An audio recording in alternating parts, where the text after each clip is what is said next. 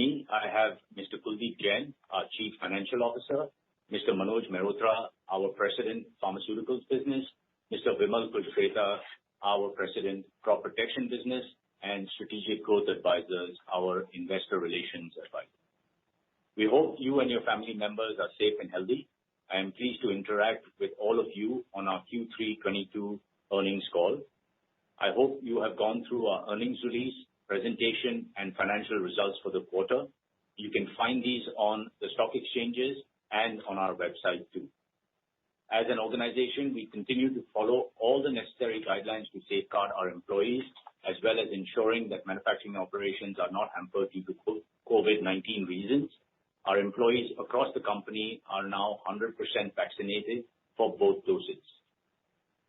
I'm going to start off the call with a comment on the incident at Surat.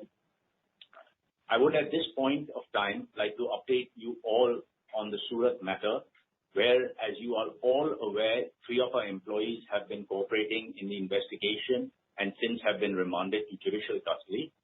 The matter is still currently under investigation, and Hikal is cooperating completely with the authorities in this regard.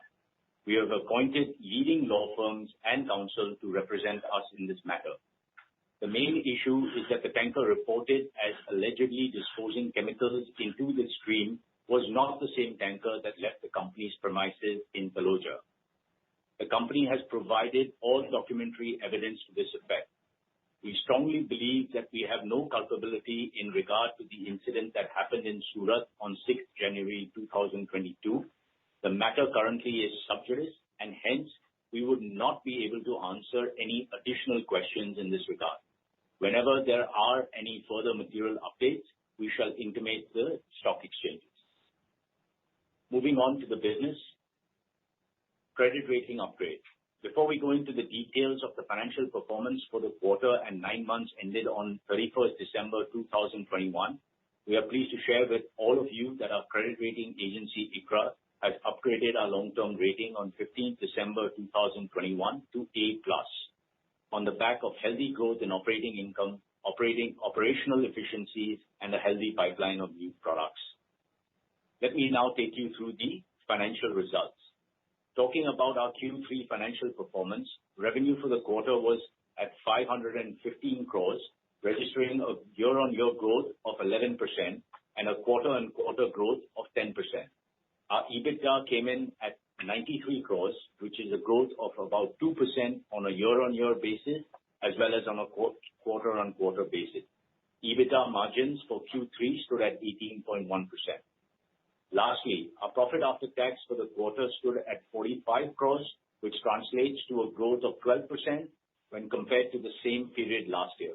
The growth in the bottom line is due to a combination of factors, namely higher profits from our operations, reduced interest costs through successful negotiations with our bankers, and opting for the new tax regime.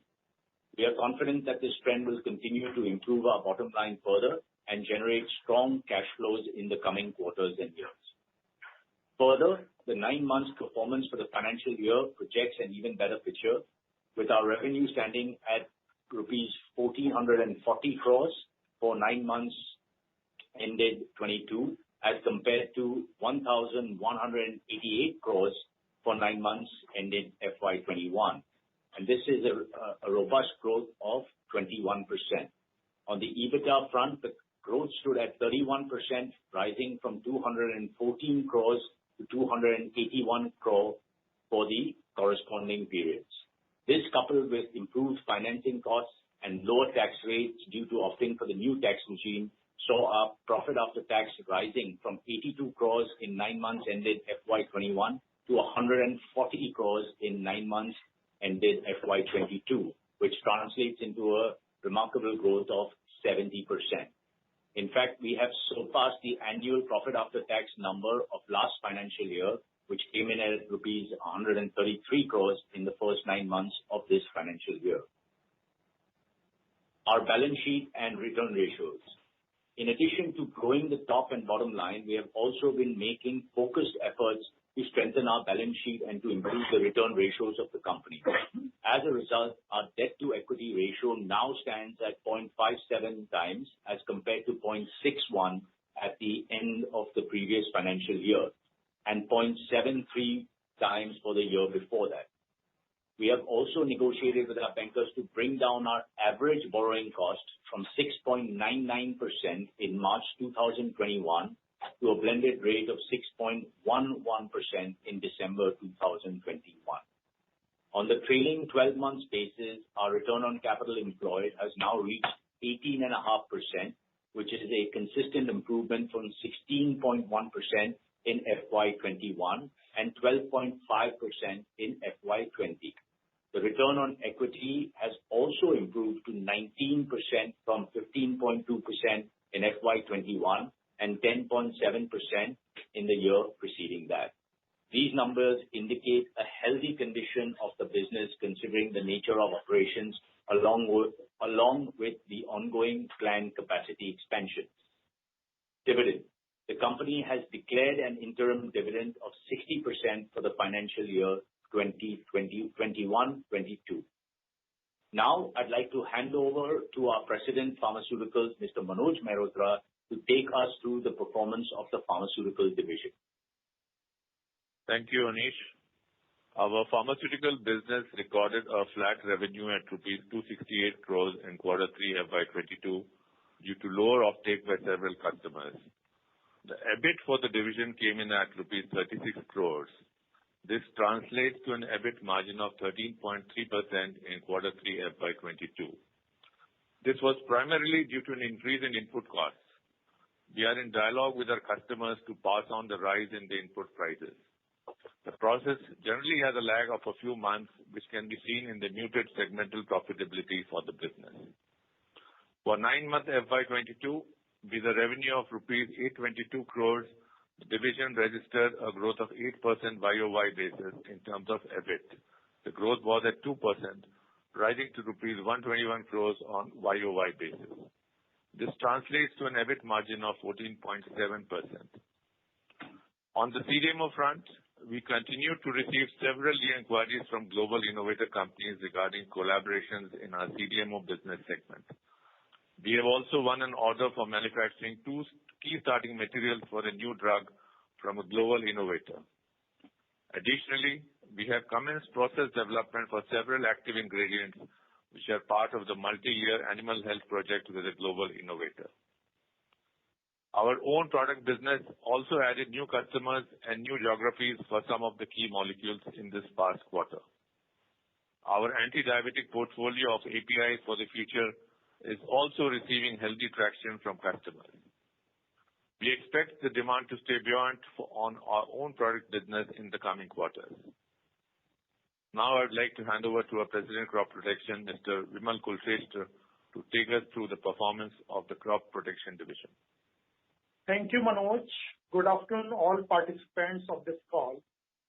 Our crop protection revenue for Q3 was at rupees 246 crore, which is year-on-year growth of 27% and 30% growth on quarter-on-quarter basis.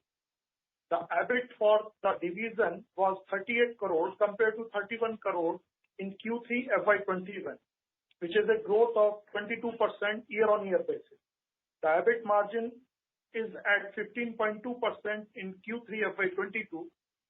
In 9 months FY22, rupees 619 crore revenue was recorded, registering a 45% growth on year-on-year basis.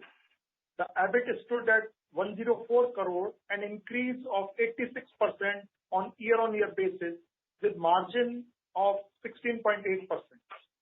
The crop protection business witnessed a growth on the back of higher demand from our leading CDMO customers. Several new inquiries for potential partnership in our CDMO business segment were received. We expect this momentum to continue in next several quarters. Sale of our own product faced challenges of raw material availability. However, we expect the supply to normalize in coming months, providing a further boost to our crop protection business. Now I would like to hand over to Anish to take us through further updates. Thank you, Vimal. I'd like to talk about the supply chain. In the current environment, global supply chains coupled with an unprecedented non-availability and increase of input raw materials as well as utility prices will continue to create an obstacle for our industry going forward. Our strategy to integrate backwards and develop alternate sourcing partners is yielding results in terms of sustainability of operations.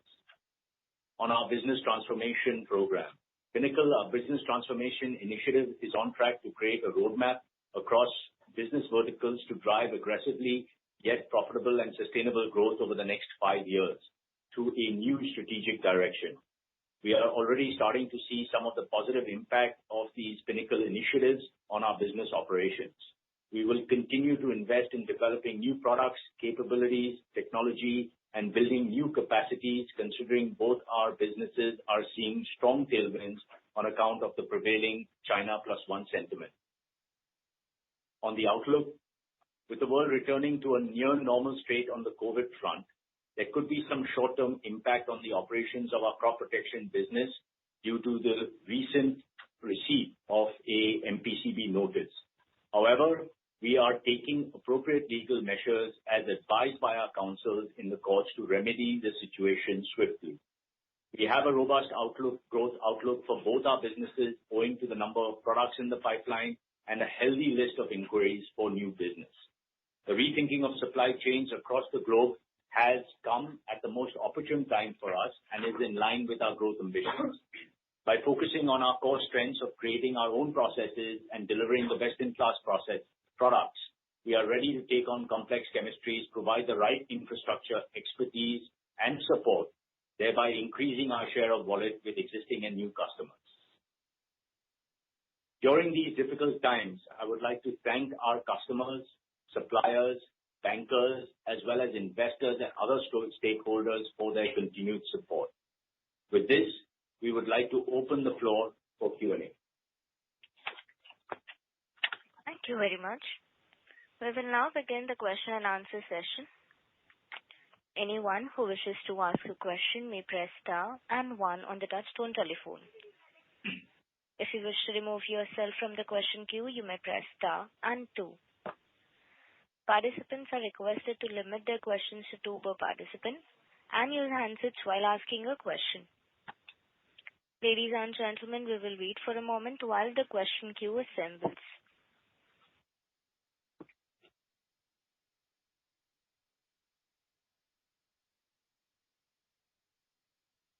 The first question is from the line of Rahul Jain from Credence Wealth. Please go ahead. Hello. Hello. Yes, please go ahead. Yeah, sure. Thanks for the opportunity, and good to see the divisional heads also being there on the call, and we hope that we continue with this practice. So good to see both the pharma and the crop protection division heads being there on the call. Sir, with regards to pharma, you have mentioned your initial remarks as well as in the presentation about the slow in offtake by several of our customers. And also at the same time, you have mentioned that there are good inquiries. The demand continues to be good, as mentioned in your presentation also. So just to understand what exactly is happening, why this offtake has been low, is this a temporary situation because of what factors it could be? And also another observation has been key for last several quarters, we have been around this 250-270 crores of top line. Leave aside 1 or 2 abnormal quarters where, because of the rainfall, we had some issues in a year back. But in general, we have been around this range. So going forward, how do you expect the division to do in terms of, picking up the offtakes or the sales growth? That is my first question. Shall I put my other questions also forth? Yes, please go ahead. Yeah. Okay. And sir, with regards to agro, we have done very well in this quarter, and we have been doing reasonably well for past few quarters on the other side. So what was the volume growth in this quarter? And was there any, because in the previous quarter, due to excessive rainfall in Mahar, we had some impact on this division. So is it because of some spillover, or this is related to a good growth on the demand side, and how sustainable this is? You had spoken about a long-term contract in your fourth quarter last year, with regards to a new fungicide for a Japanese customer. So what's the progress on that? How big that molecule could be? And, typically, have you already had some large shipments to this customer? These are my three questions. Sure. So on the pharma, I'd ask Mr. Manoj Mehrotra to take the question, and then on crop, Vimal will take the question. Yeah. So I'll answer the first question on the pharma business. So just to give you a little perspective on the pharma business and the previous year's volume and value growth. So in the year 2021, we had a robust growth of 21% revenue-wise. In this year, the growth has been subdued. We have clocked around 8% growth on a YTD basis. So the number of 250-260 crore has really been seen in the context of last year. And this year, the growth will definitely be muted and will not reach the number of 21% what we saw in the previous fiscal year. The reasons are primarily on this inventory correction with many of our customers. They have overstocked, and we have generally witnessed a slowdown in the demand by generic customers who are sell to the United States of America. I do not expect that this slowdown will continue beyond 2 quarters, and we will back to the growing ways from the first quarter of next year. Where we are seeing definitely more robust inquiries and customer interest is on the CDMO business. The China Plus One strategy, we can really see it playing around. We are getting a lot of inquiries, and we have converted a few of them. But as we all know, the CDMO business takes time to build up, and even if you get an order now, it will take at least 6 months to a year to at least some revenue start trickling in. But once they come in, they are there for good, and we are very confident that the CDMO business will be profitable and grow much faster for Hikal Pharma business. Okay.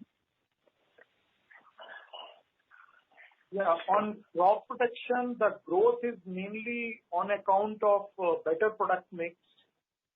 On 9-month basis, the volume growth is 10%, so main growth is coming based on the product mix.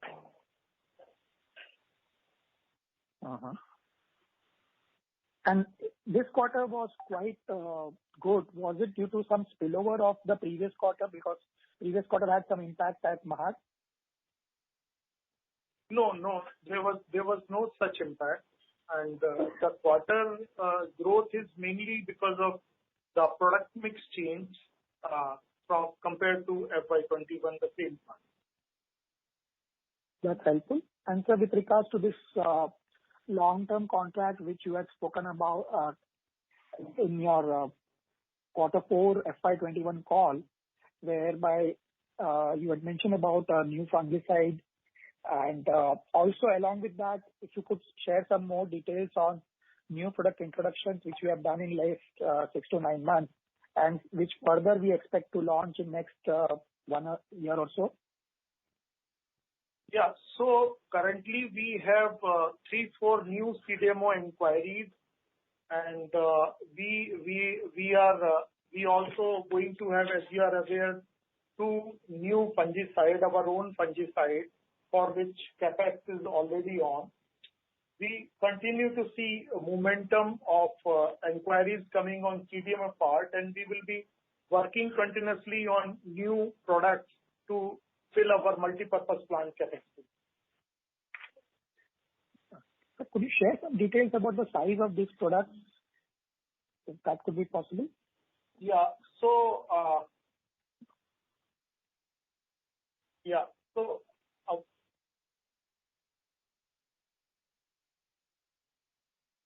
these products, initially this would be around 100 crores, and full potential of these products would be close to 400 to 500 crores. Oh, that's quite helpful, sir. Thank you so much, team, and wish you all the best. Thank you so much. Thank you. Thank you. The next question is from the line of Dhaval Shah from Swan Investment. Please go ahead. Hello? Hello? Yes, please go ahead.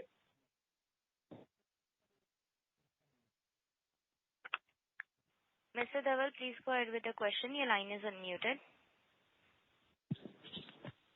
Sir, on the background of the ongoing, the plant closure and the Surat episode, do we see any sort of, anything hitting our business in the way, our dealing with the customers were going on?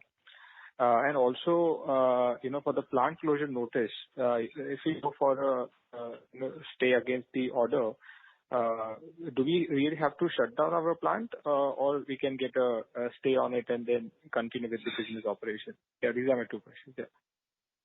Right.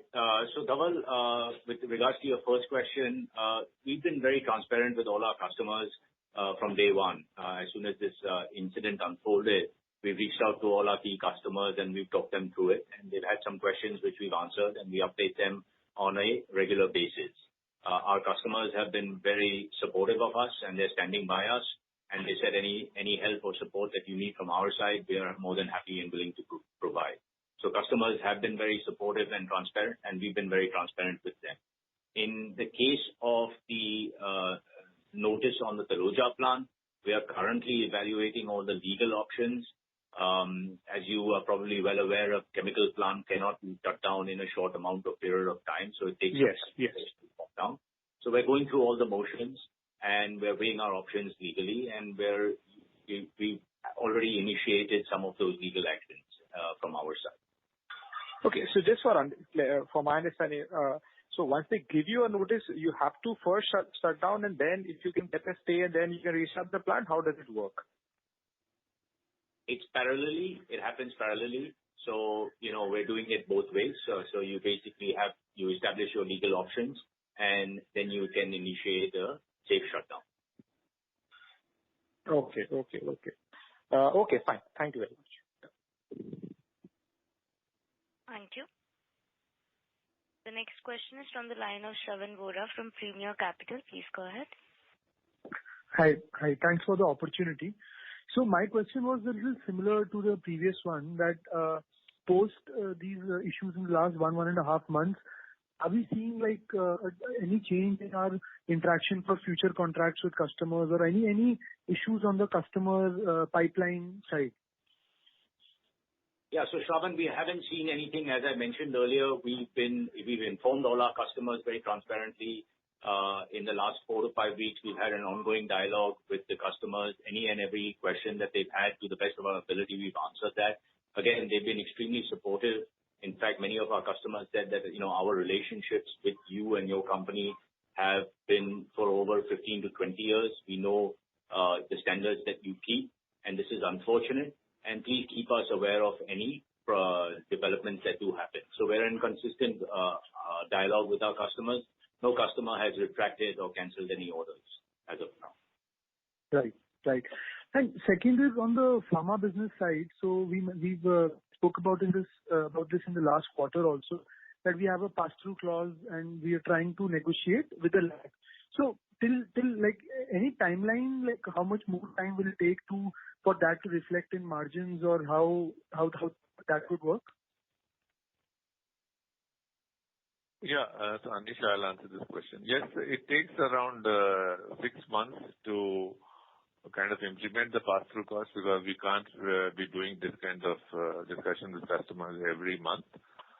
So you will definitely see some improvement next quarter onward. That is the current January onwards, where these pass-through costs will be implemented based on the historical buying price which prevailed in the previous 6 months. Right.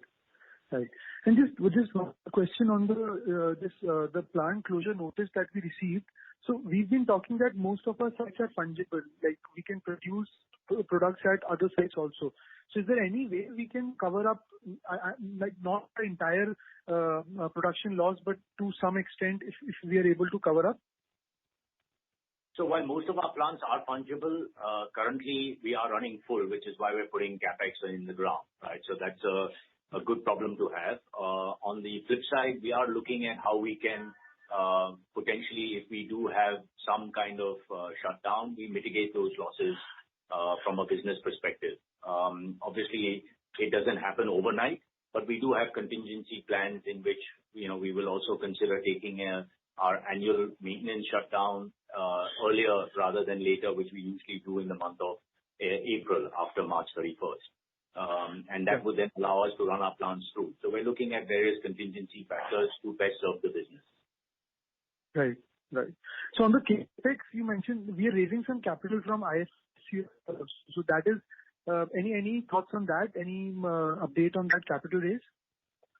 So what we are doing is we're getting a loan and NCD from IFC, and this is something that's been in process for several months.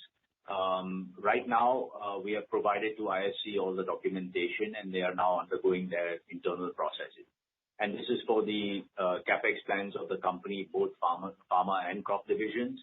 And this is long-term sustainable capex. So this is a very long-term loan. It is not equity. Just to correct, it's not equity. Thank you so much for this call and all the very best. Thank you. Thank you. Thank you. The next question is from the line of Samir Dasani from Carnelian Capital. Please go ahead. Thank you for the opportunity. Just a question that was I had around the Taloja plant. I just want to understand why our plants are not, whether they are zero liquid discharge or not, and if not, then what do you think about that? Is that something which is required? And I mean, overall thoughts around that. And also, do we have zero liquid discharge in our pharma plants? So that's the question. So our plant, Taloja plant specifically, it is not zero liquid discharge. So we are allowed to a discharge which goes to CETP. And we are well within, so we are complying as per the condition. Now, this particular closure is due to the Surat incident, because of which it has been given to us. And since the Surat incident, it is sub judice, so we would like not to divulge more detail around it. No, but is that allowed not to have it zero? And what is the industry practice around this? And why? I mean, do we have something like that in pharma plants as well? Because that is a mandate, right? In getting a pharma, USFDA approvals. Yeah, the pharma plants in Bangalore are zero liquid discharge, and so there are no effluents which go out, so we have the necessary equipment to treat all the effluents inside. But again, having said that, it varies from state to state and the historical and whether it is in an approved industrial area. So there are provincial or state level laws which govern it. So in Taloja, it happened to be we have the necessary permission. But in Bangalore, we have always set up like a zero liquid discharge plant for pharma. Just to add what Manoj has mentioned, so Taloja plant is in MIDC area, and there they have the common effluent treatment plant. So there it is, industries are allowed to give effluent to common effluent treatment plant after doing the pre-treatment. Understood.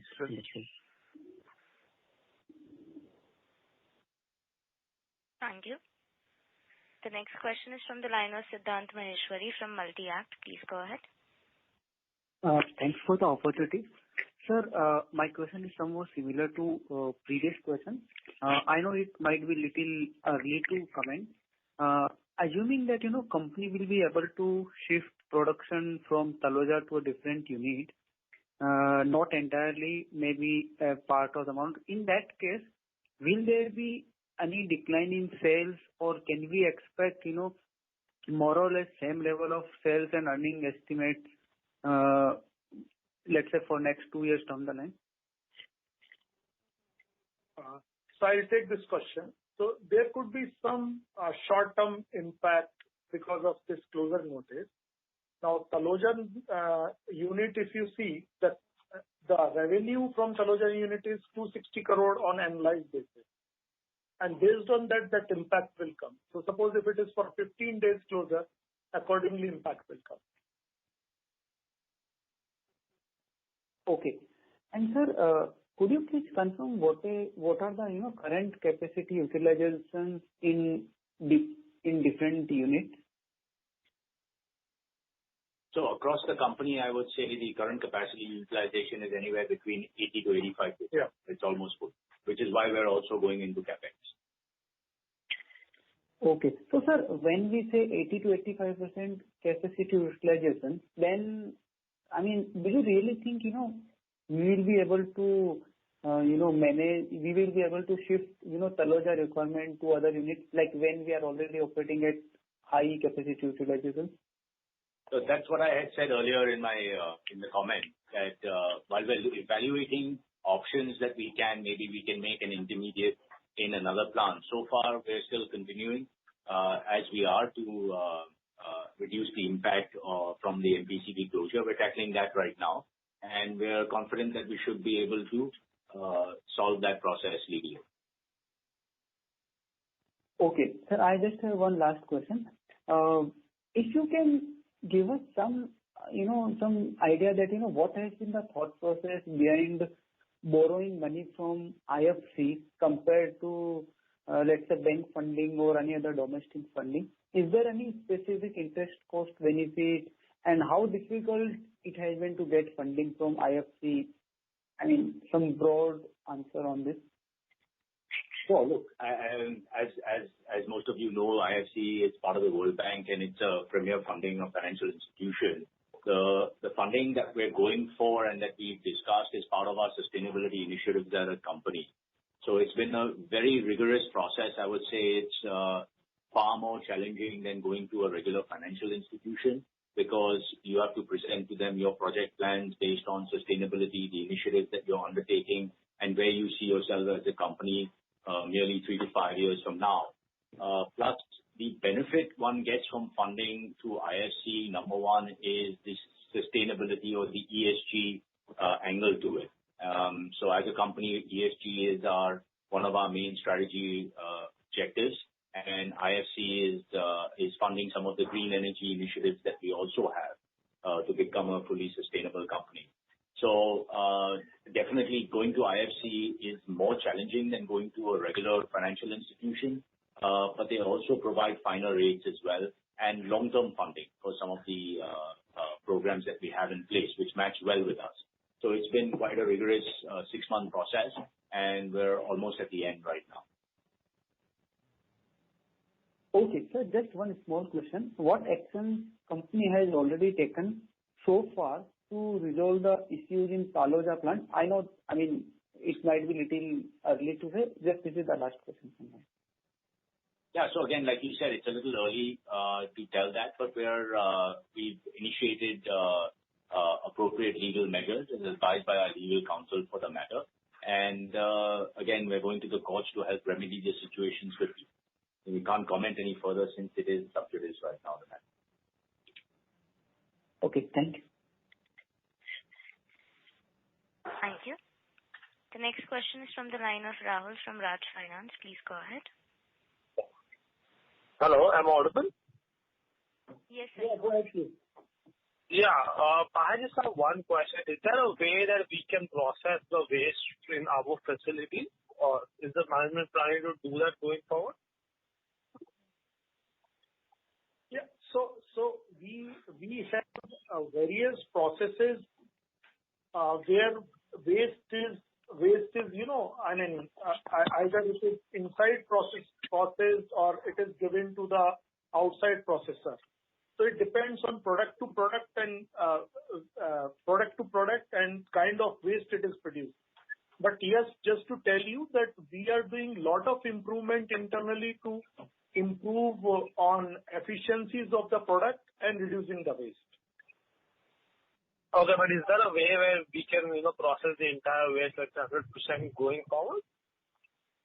So, as of now, we do not have any such plan. So, as I mentioned in my answer to previous question, that as of now, we are connected with MIDC CETP, and there the discharges as per the approved by MPCB. Okay, cool. That's about it. Thanks a lot. Thank you. Thank you. The next question is from the line of Rohan Bajaj from UMG Securities. Please go ahead. Hi, thank you for the opportunity. So I just wanted to, so again, on the similar line, so is it possible to share the MPCB order? I believe it's a public document, so, if you could just share that, kind of a document.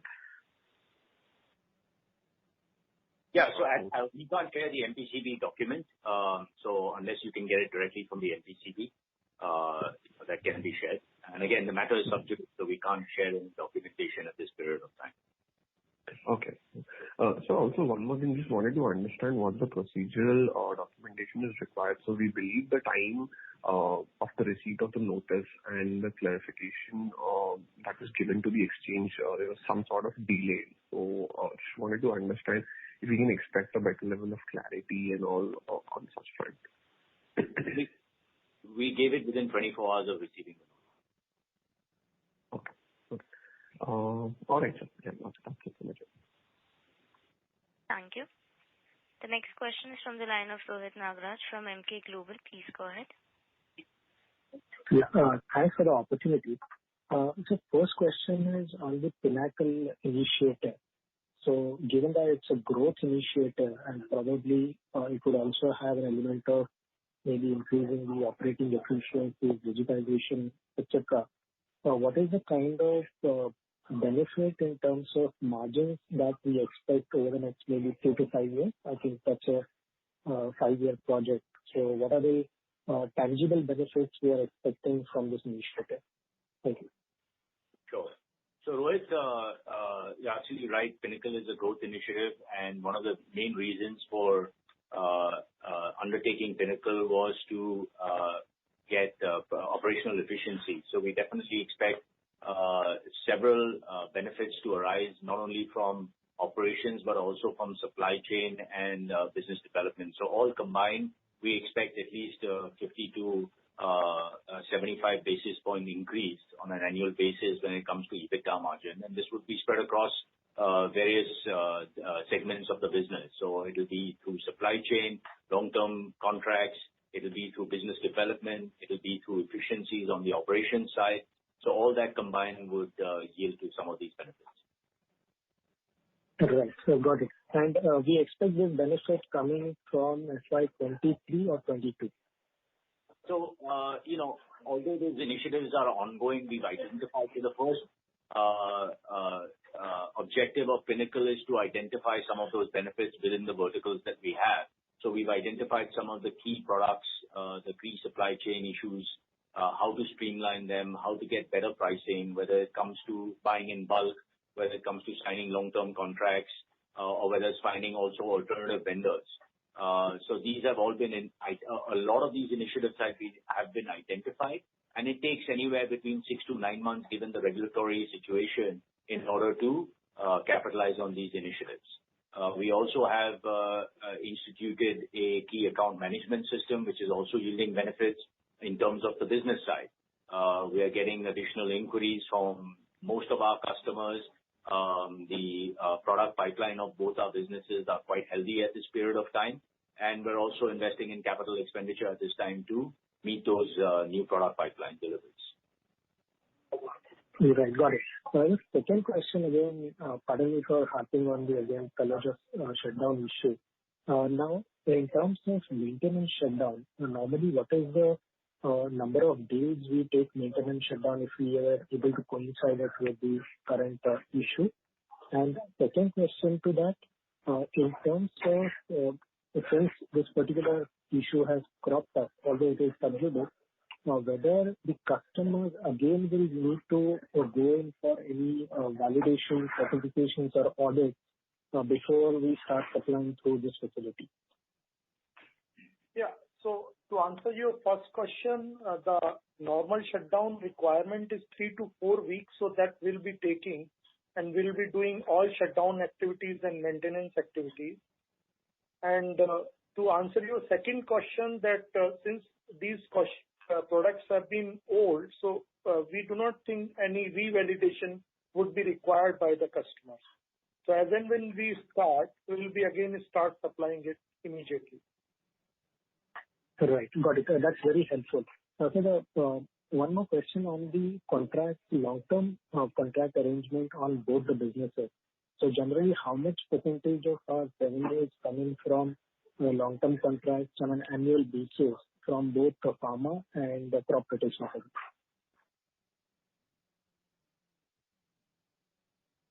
Yeah. So for pharma, it is close to 50%, which is on long-term contract with global customers. And for crop, it is around 65 to 70%. Got it, sir. That's very helpful. Thanks a lot on that. Thank you. Thank you.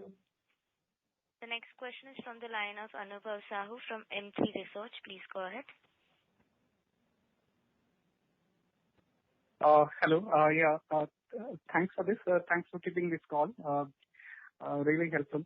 So a couple of questions. One, if you could talk about environment compliance in general post this incident, any sector-wide or industry-wide steps being taken by the regulatory authorities like GPCB and NPCB on which you can comment upon or share?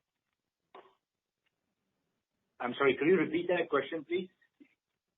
Yeah. So I'm interested in is there any major steps being taken by GPCB or NPCB post this incident, which has an implication for the sector, chemical sector, agrochemical sector in general, maybe in terms of implementation and all. For example, I mean, we are getting news flow that, the waste disposal of materials that is getting restricted or vetted a lot. And then there's some strict audit of compliance being done. So, I mean, with that context in mind, is there any industry-wide development you are seeing? So as of now, as a company, we're not seeing that, any wide industry changes right now. But, whenever there is an incident, whether it's related to this or prior incidents, there's always the industry associations always do get together and, see what changes can be made, if at all, right? Again, we're not at this point in time seeing any industry-wide changes or regulation changes in this kind of thing. Okay. And sir, it's talking about us. I mean, is there any specific steps we want or we are planning to do from the compliance point of view? I'm not sure for example, if we already have it in place, but say, for example, some companies would like to do GPS tracking of vendor vehicles in such kind of supply chain. So what are your thoughts on that or any steps in that direction? So, look, we have quite robust systems in place. Obviously, post this incident, each of the businesses, each of the divisions have gone through each of their SOPs to ensure that, there are no gaps in the system. Again, as a company where we have, I would say, close to, as a whole, 75% of our companies, our customers being global, we are audited very, very frequently by all our customers. So, that's a secondary nature of also checking all compliances as well. And we also have internal audits that we do. So, again, but nonetheless, we have robust processes in place, and we are looking at areas in which there potentially could be gaps and revisiting them. So, for example, we have a doer and a checker system. Now we have a doer, a checker, and a final checker system as well that we've implemented just to be on the safe side, air of caution. So, and we continuously do that. Wherever recommendations are given by either our customers and or regulatory authorities, we always take that into account and effect those changes. Okay. And sir, just last one question. In fact, just wanted to understand, and this could be more generic in nature, like, for example, what is our backup plan for, fulfilling pending orders from Taloja? And why I'm calling it generic? Because, incident can be of a different nature. There could be some plant level accident or so. And in those kind of eventualities, how do, company plans to do or fulfill those orders? And do in such the orders, for example, which are coming from Taloja, do they have any penalty clause or something if you're not fulfilling that, which we have to fulfill? Yeah. Yeah. So as we mentioned earlier in our speech, that we would be utilizing this time to take maintenance of the plant, which we normally take in the month of April, so that after that we are able to continuously service our customer and do the business. And what was your second question? Can you repeat again? It's like, so I mean, yeah. No penalty from customer. Sorry. No penalty. No penalty from customer. Yeah, no penalty. And this is the general nature of contracts which we have, or are there specific orders when we have some penalty? I mean, if you could talk about no penalty contracts in general. Yeah, there's no penalty. Okay, fine. That's helpful. And as a general principle, just to add to what Vimal said, most customers do have some safety stock as we, right, which is on the ICs or which is at the customer's warehouse. So we work very closely with our customers to ensure that there is some safety stock built up. We've also been extremely transparent with our customers. Since the notice that received at Taloja, we've informed all of them so they can also plan their supply chains as well. Mm-hmm. Okay, understood. Okay, thanks a lot. Thank you. The next question is from the line of Nitin from Aurum Capital. Please go ahead. Yeah, thank you for the opportunity. So I have two questions. The first question is, when we had this con call in Q4, financial year 19, you mentioned that the capacity utilization was around 75-80%. Now it is 80-85% utilization, which is not highly distinct. You had mentioned at the time also about the capex of 350 crores with a gear of 1.5 to 2 in next 2 years. So what is the status of that capex? It has been 3 years now, and looks like the thinking line remains the same. Can you please comment on this? So look, in FY19 we have grown, right? Our revenues have grown, our capacities have grown. So a lot of the capex has come on stream, and a significant amount of that capex is still CWIP, right, which is our capex that we're doing in our Panoli. In terms of the capacity utilization also depends on product mix. Some products require additional steps, but could give you the same amount of revenue, but maybe a higher gross margin. So capacity utilization depends on the kind of products and the product mix that you have. However, if you look at our numbers from 19 to where we are now, we've grown considerably. We've seen that our profit after tax has also surpassed what we did in the full financial year last year in the first 9 months of this year. So the company has been growing. I see. Okay. My second question is, I don't want to argue or discuss about that, but my second question is about Hikal.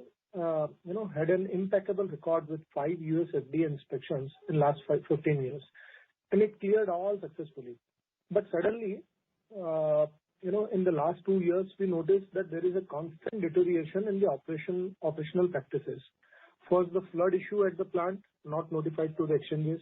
Then recently, a serious Sachin GIDC gas leak incidents happened, and now this pollution notice. So what is wrong with Hikal? Are we taking too many shortcuts these days? What is the thinking of the management, and are we sensitive about the repercussions of these issues with respect to our client relationships? Many of them are, of course, global MNC companies, and they may have zero tolerance policy. Yeah, so to answer your question, look, corporate compliance has always been at the top of our, and continues to be at the top of our minds. And it's a priority for us.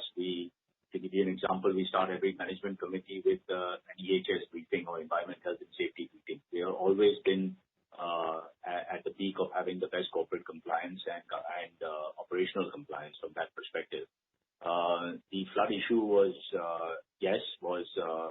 beyond our control in terms of the floods that we had, and yes, it did take us longer to report to the stock exchange. However, we corrected that shortly thereafter, and you can see from the incidents post that we reported all well within the stipulated corporate or the time periods.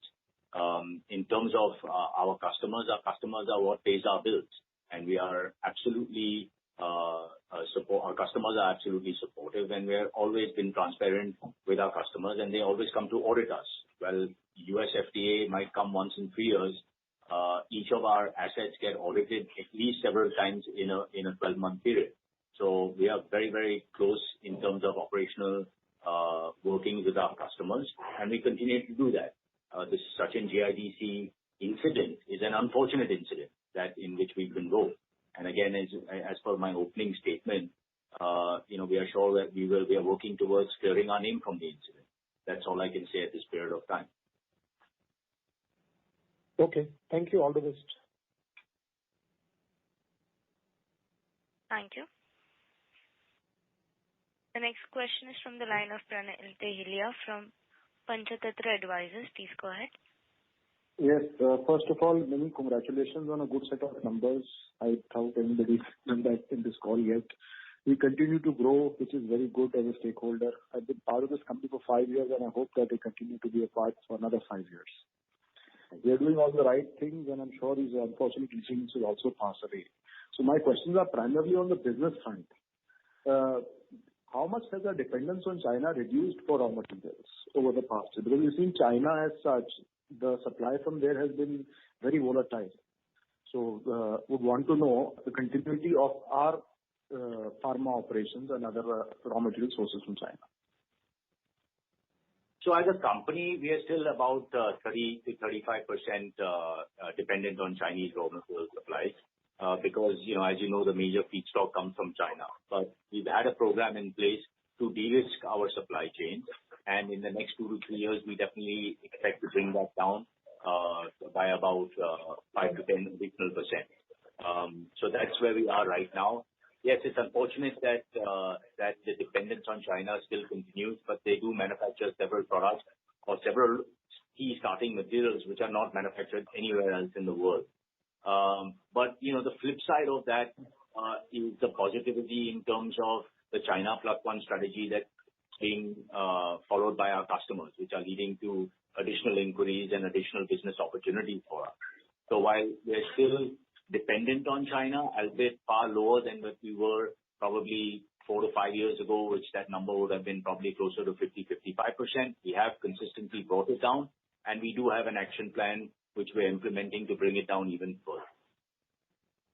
Next would be, sir, Samir had mentioned in the previous 2 calls that freight cost is really hitting our bottom line or not. So has the freight cost come down this quarter, or have we entered into some long-term contracts with our transporters to ensure some smooth objectivity of that? So freight cost, unfortunately, has not come down yet. In fact, freight cost has actually gone up since the last quarter when we had the conference call. So have we been able to pass it on to our customers, or we have to bear it in our bottom line? So most of our customers we passed it on, but there are several input freight costs in which we've had to bear some of those increase, and there are certain customers in which we have to pay for the shipping as well. Okay. And the last question would be, we've been doing continuous capex over the past 2.5 years, and that is reflected in the top line. So for FY23, now there's just 1 quarter left for FY22. So FY23, how much of new capacity do we see being added, and how much of a top line growth do we expect from these capacities? Assuming, what I can recall from 2 quarters ago or 3 quarters ago, the call we were told that the asset turnover ratio would be 1.75. Yeah. Right. So as you know, that basically, as you correctly said, a lot of capex is being added. We expect the capex to come on stream majorly in second half of next financial year. We've had some H2 FY23. That's correct. Okay. And the reason being is that there were some minor delays because of the third wave of COVID due to some personnel not being available for the construction of the plants. But that seems to have eked out to a certain extent now. We still do have some delays, but we're going ahead with all our capex plans across both the divisions. And once we validate the product, as you know, in our business, it takes time. You have to spend about 3 to 6 months to validate the product, but we do expect that some of the capex will yield benefits in the following financial year. Going by the numbers, what I can recollect from my past notes, we are expecting a CapEx of something like 180 crores this year. Do we expect about, say, 300 to 350, about, say, 300 odd crores to be added to the top line?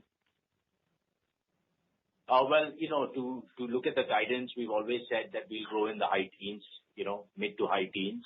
We'll continue that once the CapEx comes up on stream. We also have additional opportunities that we're putting within the CapEx that we have currently, like more profitable products as well.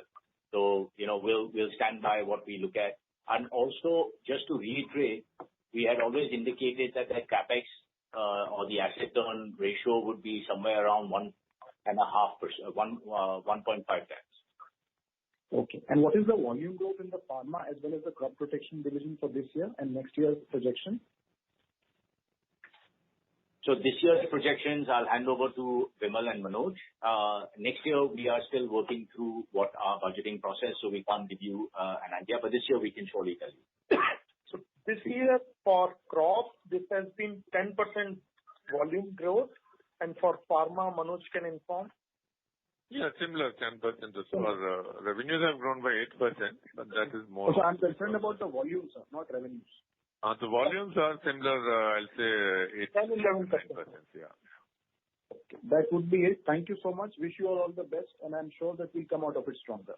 Thank you very much for your support. Thank you. Thank you.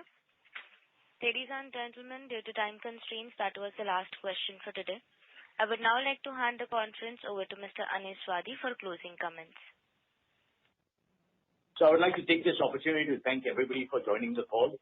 With the growth opportunities on offer and the sheer quantities of inquiries that are coming in, we are very optimistic that we will end this financial year on a positive note, and we will continue the growth momentum even post that in the years to come. I hope we have been able to address all your queries. Again, I would like to reiterate my appreciation and thanks to all our customers, our suppliers, our bankers, and as well as all the investors and other stakeholders for their continued support during this period. If you have any further questions, please do kindly get in touch with Strategic Growth Advisors, our investor relations team,